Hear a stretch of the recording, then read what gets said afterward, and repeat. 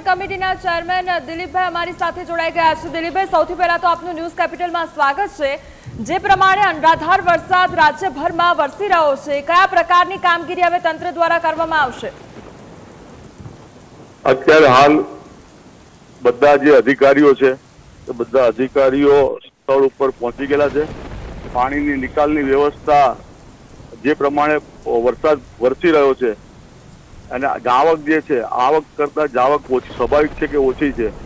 વરસાદ 3.5 ઇંચ કરતા પણ વધારે પડી ગયો છે અને અત્યારે હાલ બધા અધિકારીઓ પાણી નિકાળવાની વ્યવસ્થામાં લાગેલા છે અને ટૂંક સમયની અંદર પાણી વરસાદ જો ઓછો થાય તો ટૂંક સમયમાં પાણીનો નિકાલ કરી દેવામાં આવશે। ચોમાસું દર વર્ષે આવતું હોય છે અને આ પ્રમાણેની પરિસ્થિતિ પણ આપણે દર વર્ષે જોતા હોઈએ છીએ। પાણી પણ ભરાઈ જવાની સમસ્યા દર વર્ષે જોતા હોઈએ છીએ, તો પછી કામગીરી દર વર્ષે અગાઉથી કેમ નથી કરવામાં આવતી? કામગીરી કરવામાં આવેલી જ છે, પણ જે પ્રમાણમાં વરસાદ વરસવો જોઈએ અને જે સમય મર્યાદામાં પાણી નીકળે એના કરતા વધારે વરસાદ પડી રહ્યો છે। એના હિસાબે પાણીનો ભરાવો થયો છે। જી, હવામાન વિભાગ દ્વારા અગાઉથી આગાહી કરવામાં આવતી હોય છે, પણ આપણે તો પ્રિડિક્શન ઉપર એટલું ધ્યાન ન આપીએ, પણ દર વર્ષે હવામાન ખાતું એમ કે આ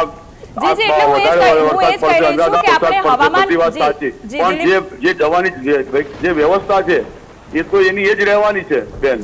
જી દિલીપભાઈ, એટલે આપણે હવામાન વિભાગ ઉપર 3.5 ઇંચ વરસાદ પડે, 7.5 ઇંચ વરસાદ પડે કે 10 ઇંચ વરસાદ પડે તો એ પ્રમાણે એની મર્યાદા છે, જવાની મર્યાદા તો એની જ રહેવાની છે બેન। દિલીપભાઈ, પરંતુ આપણે અગાઉના વર્ષોની સરખામણી કરીને પણ આપણે કંઈક પ્રિડિક્શન કરી અને 4 ઇંચ વરસાદ પડી જાય તો 4 ઇંચના પાઇપો એવું શક્ય નથી કે એવું કે તાત્કાલિક થઈ જાય। જે પ્રમાણેની આખી જે સરકારમાં જે વ્યવસ્થા હોય છે, જે આખા રાજ્ય સરકારમાં અને કેન્દ્ર સરકારમાં બધી જગ્યાએ જે વ્યવસ્થા હોય છે એ વ્યવસ્થા પ્રમાણે જ આ લાઈનો નખાય, પણ જે પ્રમાણે જે વરસાદની જે તીવ્રતા છે એ વધારે હોવાથી પાણીનો ભરાવો થાય છે।